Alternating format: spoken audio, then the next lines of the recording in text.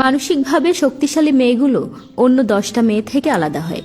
এরা কথায় কথায় কাঁদতে পারে না, ন্যাকামো করে কারো মন ভোলাতে পারে না, কাউকে খুশি করার জন্য অভিনয়টাও ঠিকঠাক করতে পারে না।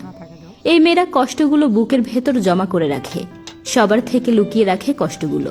তারা কষ্টের পাহাড় নিয়ে হাসি মুখে ঘুরে ফিরে যেন কিছুই হয়নি। তাদের হাসি মুখ দেখে সবাই মনে করে এদের বুঝি কষ্টই হয় না, অনুভূতি শূন্য। এই মেয়েরা হেরে যায় না কখনো। সময় পরিবর্তনের সাথে সাথে তারা নিজেদেরও পরিবর্তন আনে।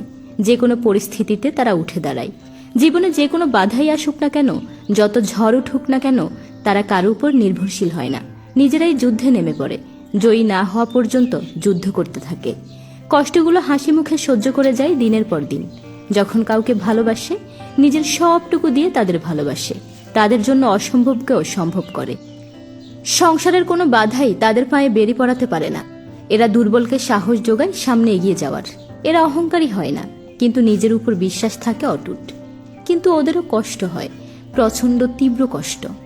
এসব মেয়েরা খুব একা হয়। কাছের বন্ধু বলতে তাদের কেউ থাকে না। ভালোবাসার মানুষদের কখনোই কাছে পায় না।